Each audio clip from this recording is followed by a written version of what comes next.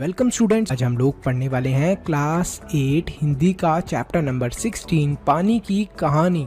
इस पूरे चैप्टर के अंदर जो हमारे लेखक हैं वो एक पानी की बूंद से बातचीत कर रहे हैं। तो कहानी की शुरुआत में लेखक ने लिखा है कि बेर की झाड़ से मोती सी एक पानी की बूंद उनके हाथ में आ गई और उनकी जो दृष्टि है वो उस बूंद पर पड़ती है।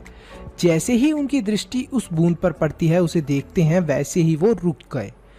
लेखक कहते हैं कि थोड़ी देर बाद उनकी हथेली से सितार के तारों की तरह ये जो थी बूंद चारों तरफ फैल गई। तो उन्हें ऐसा लगने लगा जैसे हथेली से फैल गई है वो बूंद चारों तरफ। ध्यान से देखने पर उन्हें ये मालूम हुआ कि वो पानी की बूंदें दो भागों में बट गई हैं और वो दोनों हिल हिल कर यह स्वर उत्पन्न कर रही हैं। मतलब जो उन्हें आवाज़ें सुनाई दे रही थी, जो आवाज़ें वो महसूस कर रहे थे, वो दोनों पानी की बूंदें हिल हिल कर वो आवाज़ें बना रही थी।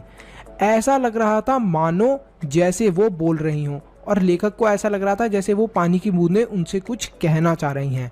लेखक ने यहाँ पानी की बूंदों को क्या माना है, इंसान की तरह, जो मानव होते हैं, जो हम लोग इंसान लोग होते हैं, इनकी तरह उन्होंने पानी की बूंदों को माना है। और यहाँ पर वो क्या करते हैं, पानी की बूंदों से बात करना शुरू कर देते हैं। तो लेखक उन बूंदों से बात करना चालू करते हैं। तो वो पूछते हैं, ओस की बूंद अपने बारे में बताती है कि वो लेखक की हथेली पर बेर के पेड़ से आई है और वो लेखक को ये भी बताती है कि बेर के पेड़ की जड़ों के रुएं, जो रूट्स होती हैं, रूट्स की बात हो रही है, जो पेड़ की रूट्स होती हैं, उस जैसी असंख्या, मतलब कि बहुत सारी, मतलब काउंट भी नहीं कर सकते, काउंटलेस अमाउंट ऑफ जो पानी की बूंदें होती हैं, वो छोटी छोटी बूंदें धरती से खींचकर पेड़ ऊपर तक लेकर आता है और फिर उनका उपयोग करता है। और अगर उनका उपयोग वो नहीं कर पाता तो उन्हें बाहर फेंक देता है। पानी की बूंद बेर के पेड़ से अत्यधिक नाराज है, बहुत ज़्यादा गुस्सा है वो पेड़ से। वो कहती है कि इस पेड़ को इतना बड़ा करने के लिए मेरे जैसी असंख्यत बूंदें, मतलब कि बहुत सारी बूंदों ने इसकी मदद करी है, अपनी कुर्बानी दी है। लेखक उसकी बात बड़े ध्यान से सुन रहे थे। उसके बाद बूंद पेड़ की जड़ों द्वारा पानी को खींचे जाने और उनका प्रयोग अपना खाना बनाने के लिए करता है। मतलब क्या करता है, पेड़ सबसे पहले जो पानी की छोटी छोटी बूंदें होती हैं उनको जड़ों से खींचता है और खींचकर उन बूंदों का उपयोग करता है खाना बनाने में। आपने फोटोसिंथेसिस का प्रोसेस सुना होगा साइंस की क्लास में। अगर नहीं सुना तो वीडियो देखना मेरी साइंस की भी, जो मैंने बनाई है। तो उसके अंदर मैंने एक्सप्लेन करा है कि फोटोसिंथेसिस के लिए वाटर बहुत इंपॉर्टेंट होता है। तो यहाँ पर वो खाना बनाने लग जाता है पेड़। अंत में पेड़ के पत्तों के जो छोटे छोटे छेद होते हैं उनसे कुछ जो वेस्ट वाटर की बूंदें होती हैं, मतलब जिन पानी की बूंदों की ज़रूरत नहीं पड़ती, वो उनको निकाल देता है। और साथ में ये बात भी वो बताती है कि सूरज के ढल जाने के कारण, मतलब अब सूरज ढल चुका था, तो वो जो पानी की छोटी छोटी बूंदें थीं अब वो भाप बनकर भी उड़ नहीं सकती थीं, इसलिए वो सूरज के आने का इंतजार कर रही हैं। लेखक उसे आश्वासन देते हैं कि अब तुम यहाँ पर सुरक्षित हो। इसके बाद छोटी सी बूंद लेखक को अपनी उत्पत्ति की कहानी बताती है कि मैं कैसे पैदा हुई।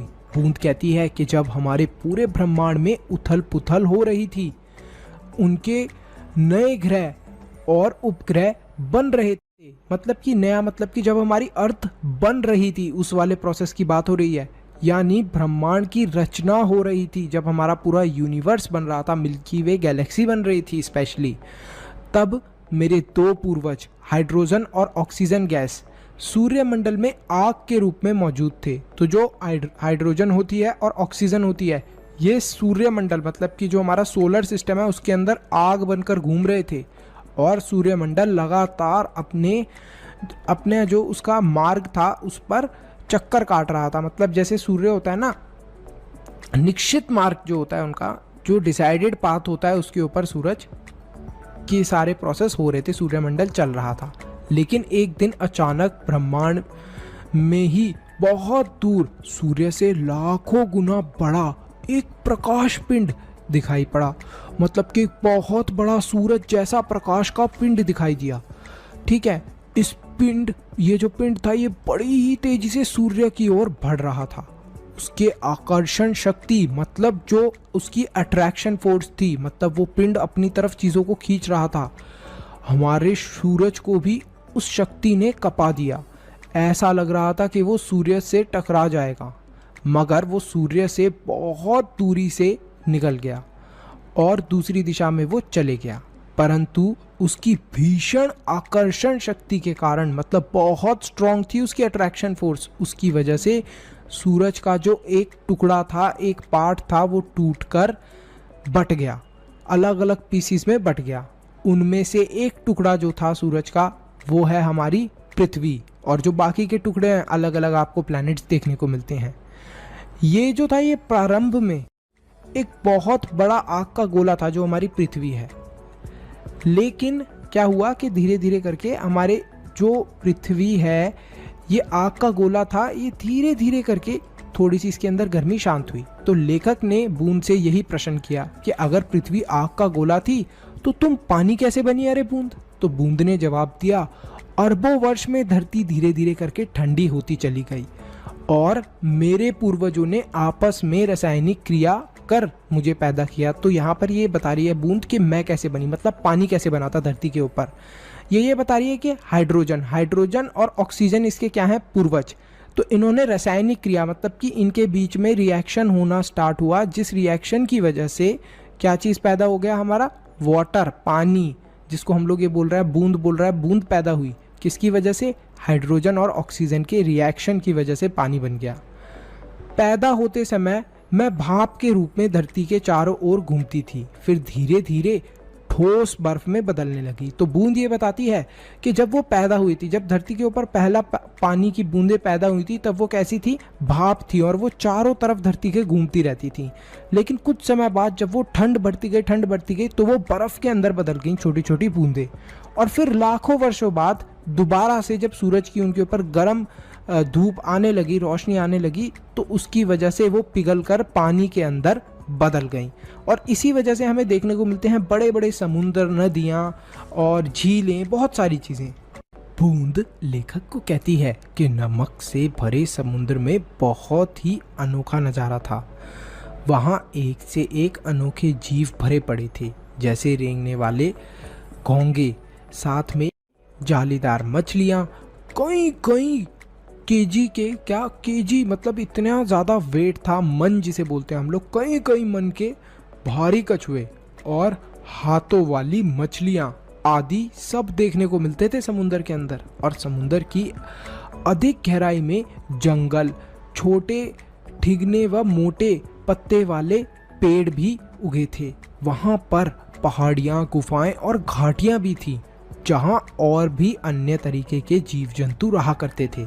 बूंद लेखक को आगे बताती है कि समुंदर के अंदर से बाहर आने में भी आसानी नहीं होती, बहुत मुश्किल से बाहर निकलना पड़ता है समुंदर से।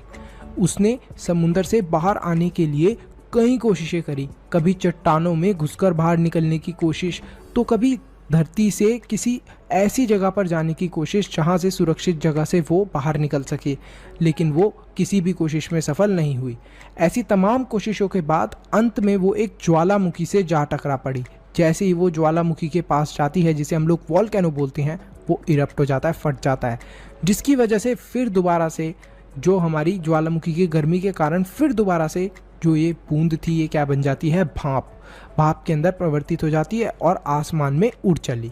फिर बादल के रूप में वो प्रवर्तित हो जाती है, मतलब बादल बन जाती है। ठीक है, अब बादल बन गई, जैसे ही भाप, वैसे ही क्या होगा, दोबारा से बारिश होकर वो ज़मीन के ऊपर आ जाती है। और बारिश होकर ज़मीन के ऊपर आने के बाद क्या होगा, नदी के रूप में वो बहने लगती है, किसी नदी के अंदर जाके मिल जाती है। तभी वो एक नगर के अंदर पहुंचती है, जहाँ पर एक नल था और नल के द्वारा उसे खींचा जाने लगा, मतलब कि खींचा जाने के लिए उसे इंतज़ार करना पड़ा नल के पास से। महीनों तक नल में घूमने के बाद एक दिन नल के टूटे हिस्से से बाहर निकल आई वो बूंद और उसने बेर के पेड़ के पास अटक गई। तो उसने क्या करा, फटाफट बेर के पेड़ के पास जाकर वो अटक गई। अब सुबह होने तक का इंतजार वो बूंद कर रही थी, ताकि वो फिर दोबारा से भाप बन जाए। और सूर्योदय होते ही ओस की बूंद धीरे धीरे, जैसे ही सूर्योदय हुआ, ओस की बूंद धीरे धीरे क्या हुई, घटती गई, मतलब कम होती गई और देखते ही देखते लेखक की हथेलियों से गायब ही हो गई। तो यहाँ पर हमारा जो चैप्टर है वो खत्म होता है। तो आपसे मैं सबसे पहला प्रश्न पूछना चाहता हूँ, देखते हैं कितने बच्चे आंसर कर पाते हैं कि लेखक को ओस की बूंद कहाँ मिली, आखिर कहाँ पर मिली थी लेखक को ओस की बूंद। तो यहीं पर हमारा ये चैप्टर खत्म होता है स्टूडेंट्स। तो अगर आपने इस वीडियो को यहाँ तक देख लिया है तो फटाफट लाइक करो, चैनल को सब्सक्राइब करो और कमेंट करो अपना बेस्ट पार्ट। इसी के साथ साथ वीडियो को शेयर करना मत भूलना। एक